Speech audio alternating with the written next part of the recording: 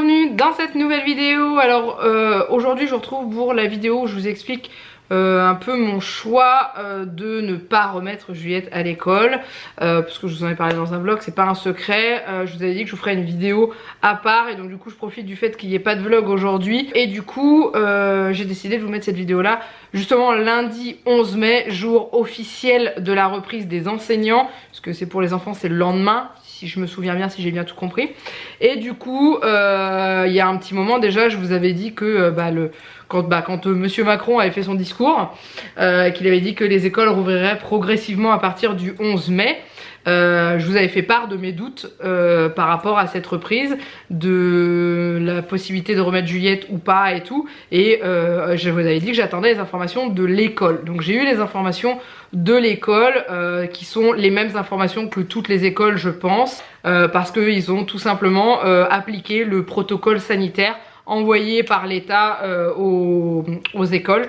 Donc du coup voilà. Donc en début de vidéo je vous ai dit que j'avais fait le choix, ça aussi c'est pareil, vous me demandez, quand je dis je c'est parce que je tourne la vidéo et que je suis toute seule à parler, mais bien entendu le choix, les décisions qu'on prend pour Juliette et les autres choses, on est deux. Janek est là, au moment où je tourne cette vidéo il est juste à côté ici, en train de geeker. Oui. Il est là. Oui, je confirme. Voilà. Et du coup je vous dis, j'ai décidé, je fais ça, c'est parce qu'on est tous les deux, on a pris la décision à deux, hein. On en a beaucoup discuté, on a pesé le pour et le contre, ça m'a valu des nuits un peu perturbées, un peu hachées à réfléchir en disant voilà, si je mets ça, si je fais ça, est-ce que ça va... Bref, comme énormément de parents, il y a beaucoup de parents qui vont pas avoir le choix, qui vont devoir remettre leurs enfants à l'école parce qu'ils vont devoir retourner travailler et qui n'ont pas d'autre solution pour trouver quelqu'un qui va s'occuper de leurs enfants. Donc voilà, donc cette vidéo est pas là pour juger les gens en disant c'est pas bien si vous remettez vos enfants à l'école ou c'est pas bien parce que si... Non, je vous dis juste le choix qu'on a fait. Janek est en télétravail à la maison et ça jusqu'à pour l'instant loin. On ne sait pas encore jusque quand, hein. Qu'en fait quand ça va revenir à peu près à la normale, il y aura possibilité qu'il retourne bosser, mais c'est pas pour demain, hein. Et du coup, me concernant, je travaille à la maison, vous le savez, et j'ai la chance d'être à la maison et de pouvoir, ça fait 2 mois hein, que Juliette est à la maison, ne va plus à l'école et tout, qu'on se débrouille, et je me dis que on va continuer pareil. Donc pourquoi je veux pas la remettre à l'école? Il y a 2 raisons. Donc il y a la première par rapport à ce virus, parce qu'il est toujours là et tout, même s'il va falloir qu'on recommence à vivre doucement et qu'on reprenne des habitudes et qu'on arrive à quand même refaire certaines choses, il faut quand même faire attention parce qu'il est toujours là. Et on est d'accord que apprendre les gestes barrières à un enfant de 4 ans et demi, c'est clairement infaisable. Même si Juliette est quand même très attentive à ça, quand elle tousse dans son bras. Elle se lave les mains souvent, elle fait attention, elle m'a même demandé de lui fabriquer un masque. Alors je lui ai expliqué que pour les petits c'était pas, il fallait pas en mettre parce que ça pouvait être dangereux, etc., etc. Mais du coup voilà, c'est très compliqué. Donc il y a eu ça, et il y a aussi ce qui m'a vraiment fait prendre cette décision, c'est le dernier appel que j'ai eu de sa maîtresse. On discute tous les jours, hein, elle nous envoie les exercices tous les jours. Mais le dernier appel que j'ai eu de sa part, où elle m'a expliqué ce qui allait être mis en place dans les classes, dans l'école. Et du coup, c'est ce qu'il y a sur le protocole sanitaire. Donc en gros, c'est quoi? C'est accueil des enfants à la porte. Jusque là, c'est pas très grave. Bon, voilà. Donc aucun parent ne rentre dans l'établissement. C'est tout le personnel masqué. Les ATSEM sont masqués et aussi ont des visières de protection parce que c'est celles qui sont amenées à être le plus en contact avec les petits, puisque si jamais il y a un accident pipi ou un truc comme ça, elles vont pas laisser l'enfant se débrouiller, elles vont être là pour les aider. Donc elles sont protégées un peu plus d'après ce que j'ai compris. Donc les maîtresses seront masquées avec les masques grand public qu'avait annoncé monsieur Macron. Les ATSEM, moi je suis en train de leur faire des masques, parce que j'ai discuté avec une de mes collègues, je suis en train de leur faire des masques un peu mignons, qui peuvent être moins effrayants pour les enfants que des masques tout blancs tout simples. Donc du coup voilà. Et ensuite les enfants allaient être accueillis dans des classes vides. C'est-à-dire qu'ils ne doivent pas, tout ce qui est jouets qui peuvent être manipulés par plusieurs enfants sont proscrits dans le protocole sanitaire. Donc du coup, pas de dinette, pas de jeux collectifs, pas de jeux de poupée, pas de jeux, enfin voilà, les jeux libres, pas de regroupement. Je sais que les enfants ont pour habitude en maternelle d'être regroupés sur des tapis pour faire l'appel ou pour chanter la chanson du matin ou pour dialoguer sur ce qui s'est passé à la maison et tout. Ils sont tous serrés les uns les autres à côté sur les bancs ou par terre au sol sur les tapis. Ce n'est plus possible. Donc la maîtresse m'a dit qu'il serait mis en place des tables spécifiques par enfant, éloignées les unes des autres de la distance réglementaire, donc avec aucune possibilité de prêter le matériel, de donner des choses dans les mains où il va y avoir un échange, un contact. Donc du coup il a fallu revoir toute la façon d'enseigner aux enfants, et c'est surtout que moi je me suis mis à la place de Juliette. Je me suis imaginée arriver à l'école, donc déjà laisser maman sur le pas de la porte. Elle aimait bien avoir ses petites habitudes et tout, donc déjà ça je sais que ça aurait été difficile. Mais bon, ça aurait pu le faire au bout d'un moment avec les explications et tout. Mais c'est surtout l'imaginer dans sa classe, vide de jouets, assise à sa table, seule, avec les copains à 2 mètres d'écart, ne pas pouvoir les approcher, ne pas pouvoir jouer avec eux, ne pas pouvoir approcher sa maîtresse, ne serait-ce que lui faire un câlin ou un bisou, ni les ATSEM. Ne pas pouvoir faire ce qu'elle a l'habitude de faire dans la classe, c'est-à-dire naviguer comme elle en avait l'habitude, naviguer comme elle voulait. Si elle avait envie d'aller chercher quelque chose, elle pouvait et tout. Là c'est plus possible, les enfants devaient rester assis à leur table avec des adultes autour d'eux masqués sans arrêt, en voyant juste les yeux du coup. Et les récréations, c'est plus de jeux sur les toboggans, plus de jeux de ballon, plus de jeux de vélo. Donc c'est quoi? C'est des enfants qu'on pose, limite on fait un carré autour d'eux pour pas qu'ils le dépassent, pour pas qu'ils aillent voir les autres. Je me suis dit non, c'est pas possible. Et j'avais peur qu'il y ait un impact psychologique beaucoup trop important, et que je trouvais que c'était bête de pouvoir, enfin de la remettre là alors que j'étais à la maison et que je pouvais la garder et que je pouvais toujours me débrouiller pour lui faire l'école à la maison, sachant qu'elle est que en moyenne section, donc c'est pas hyper compliqué comme on dit. D'accord, la maîtresse nous envoie des supports et tout, mais la vie de tous les jours est un apprentissage pour ces petits là. Là je l'ai vu ce matin, on a fait une mousse au chocolat, je lui ai posé des petits problèmes, des choses comme ça avec les nombres de carrés de chocolat, avec les œufs et tout, sans qu'elle s'en rende compte. On a fait des choses comme ça et ça va tout seul. Donc du coup voilà, mais je me voyais pas mettre, alors sachant que dans l'école où Juliette va, les petits et les moyens ne reprenaient pas avant le 25 mai. Je n'ai pas eu d'autres nouvelles depuis l'annonce de Monsieur Philippe, déjà du fait que notre département soit toujours en rouge. Voilà, donc les collèges ne reprennent pas, mais les écoles primaires et maternelles reprennent. J'ai du mal en fait à... Voilà, ça c'est un truc, pour moi c'est pas logique. Donc du coup il y a que le 12 mai, il y a que les grands qui reprennent, ceux qui vont aller en CP l'année prochaine quoi. Et voilà, et donc du coup la maîtresse m'avait dit je vous rappellerai à la moitié du mois pour vous demander si vous avez pris votre décision, parce que quand elle m'avait appelé je savais pas du tout. Et elle me dit comme ça je pourrais déjà vous faire un retour sur la première semaine, vous dire comment ça s'est passé et tout. Mais clairement je pense qu'il faudrait un énorme changement pour que moi je change d'avis, ce qui m'étonnerait puisque de toute façon c'est ce qui est mis en place et c'est ce qui restera. Et je vous cache pas que la rentrée de septembre m'inquiète parce qu'il va falloir qu'à un moment donné nos enfants retournent à l'école. Donc je sais pas trop, mais là je préfère pas le faire tout de suite, la mettre tout de suite et de prendre le risque de déjà qu'elle tombe malade, que nous on tombe malade, de la priver de revoir ses 2 grands-mères qui elles font partie des personnes vulnérables. Donc du coup je me suis dit non. De toute façon elle reverra pas ses copains comme elle les voyait avant. Je lui ai expliqué.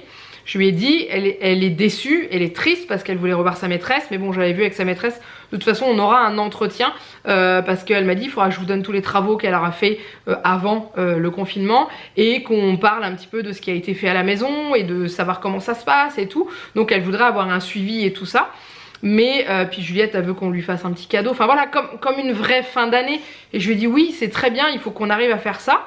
Et du coup, je lui ai expliqué que ça allait pas être comme avant, elle allait pas pouvoir sauter dans les bras des copains, se donner la main, il faudrait qu'ils soient écartés les uns des autres de plus d'1 mètre, qu'ils auraient pas le droit de jouer ensemble à la récréation, que même s'envoyer un ballon c'était interdit. Donc voilà, je lui ai expliqué ça, donc elle a compris que c'était pas comme avant. Donc je lui ai dit que je préférais la garder à la maison, puisque de toute façon les copains qu'elle connaît ne seront peut-être même pas présents à l'école. et qu'elle puisse les retrouver peut-être dans des meilleures conditions en septembre, sachant que j'en sais rien du tout. Le virus sera toujours là, à moins qu'on ait trouvé un vaccin d'ici là, mais clairement au fond de moi j'y crois pas trop. Enfin, c'est tellement juste, il n'y a que 4 mois qui séparent entre le mois de mai et le mois de septembre, donc je sais pas. Mais en tout cas, voilà. Donc Juliette ne retournera pas à l'école. J'avais vu avec la maîtresse par rapport au suivi pédagogique, elle m'a dit qu'il sera toujours d'actualité pour les enfants qui n'iront pas à l'école. Elle dit de toute façon on vous enverra par mail ce qu'on aura fait en classe avec les autres. Une journée d'école c'est 6 heures. Énorme. 6 heures à 2, 3, 4, 5, 6 dans une classe, à ne pas pouvoir s'approcher, à ne pas pouvoir aller jouer, faire comme on veut pour aller aux toilettes, laver les mains et tout ça. C'est frustrant, c'est épuisant. Donc du coup voilà, et sachant que là pour l'instant ils veulent que ce soit sur des journées entières, enfin c'est la mairie qui demande à ce que ce soit sur des journées entières. La maîtresse m'a dit qu'ils essaieraient de voir pour avoir des demi-journées pour les petits, enfin pour les enfants, parce que 6 heures assis à une table, ça va être trop compliqué pour eux. Enfin clairement les enfants ils ont besoin de bouger, de s'activer. Ils allaient 2 fois par semaine au gymnase, ils allaient courir dans la cour, ils allaient se défouler, ils chantaient, ils faisaient des rondes, enfin ça bouge, les enfants en maternelle ça bouge, ça peut pas rester assis. En primaire ils ont un petit peu plus l'habitude d'être assis à leur table et tout, même si ça reste compliqué pour eux. Voilà, donc du coup non, j'ai pas envie qu'elle voit ce qui est devenu l'école pour l'instant. Je sais pas comment ça va être présenté dans les classes. Est-ce que les jouets vont être mis dans un coin et barrés? Est-ce qu'ils vont être cachés par des bâches? Est-ce qu'ils vont être enlevés? Donc du coup j'imagine les images qu'elle peut voir. Donc voilà, j'ai décidé que non. C'est un peu dur à digérer pour elle, mais ça va venir au fur et à mesure. Et voilà, donc du coup on est reparti donc pour 2 mois. Donc on a déjà entamé le mois de mai depuis une bonne semaine déjà. Et on va aller jusqu'au 4 juillet de cette façon. Et puis c'est tout. Et puis elle retrouvera les chemins de l'école, enfin les bancs de l'école au mois de septembre avec une autre maîtresse. Alors c'est ça aussi qui est dur à vivre, c'est qu'elle sait qu'elle n'aura plus classe avec la maîtresse qu'elle a eue depuis le début de l'année enfin l'année scolaire chez les moyens. Et ça a été tellement brusque la séparation, c'est-à-dire que du jour au lendemain on s'est retrouvé à ne plus les mettre à l'école.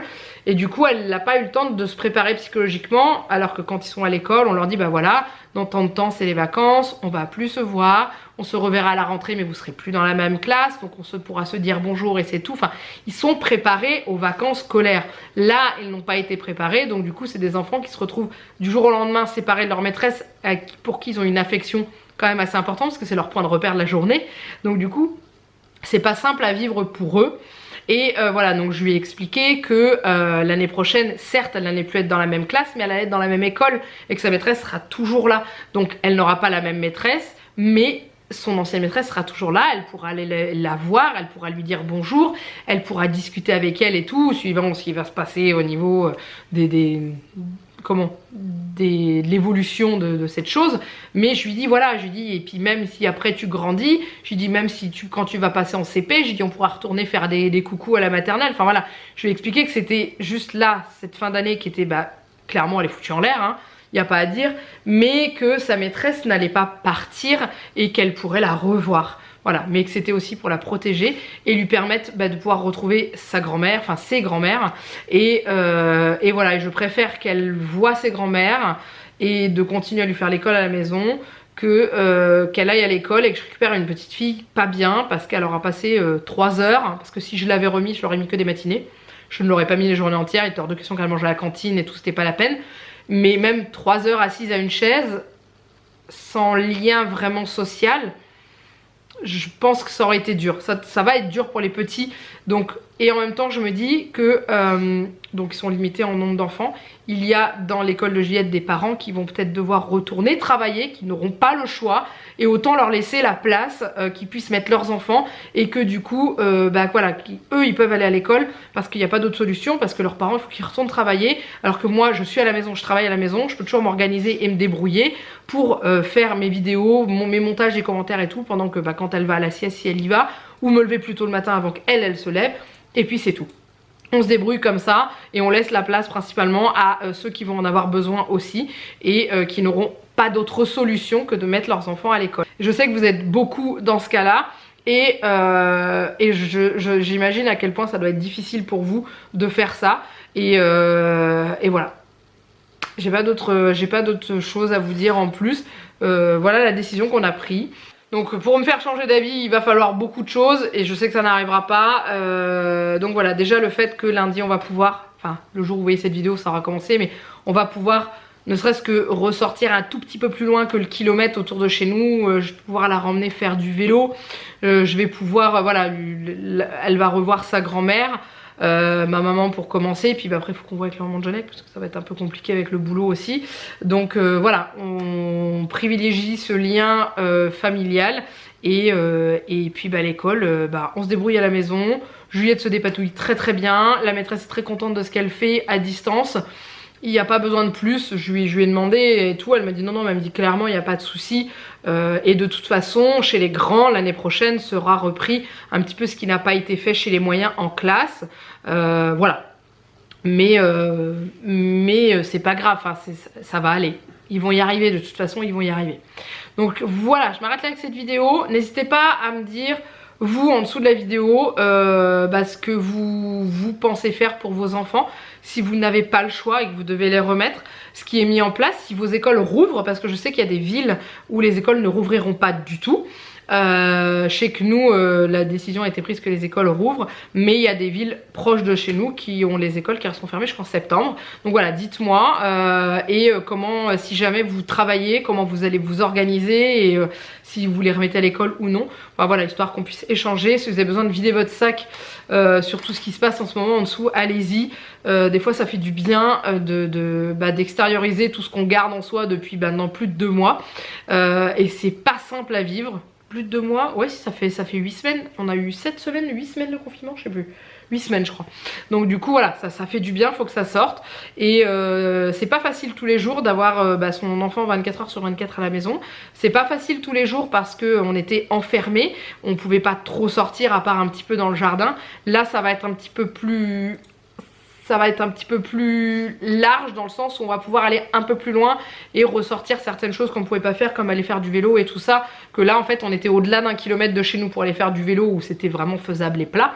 Donc le fait de pouvoir ressortir un petit peu, ça va peut-être lui faire du bien et l'aider à aller un peu mieux parce que ouais, l'enfermement c'est pas simple. Voilà, donc n'hésitez pas à liker cette vidéo si vous avez aimé, à commenter, comme je vous l'ai dit, allez-y, n'hésitez pas, je vais vous répondre, je vais peut-être mettre un peu de temps parce que c'est vrai que j'aime bien vous accorder des réponses assez personnalisées, mais je vous réponds, vous inquiétez pas. N'hésitez pas à vous abonner à la chaîne si ce n'est pas encore fait, et donc n'oubliez pas, je vous donne rendez-vous à partir de jeudi pour le retour des vlogs comme d'habitude, et puis bah voilà, donc en tout cas je vous fais plein de gros bisous. Moi, je vous souhaite à tous un bon courage pour ceux qui reprennent aujourd'hui, qui ont repris le travail. Si vous remettez vos enfants dès demain, bon courage à vous. Vous avez tout mon soutien et on est... Voilà. Et si vous voulez parler, je suis là quand même. Je peux toujours échanger avec vous. Allez, bye bye.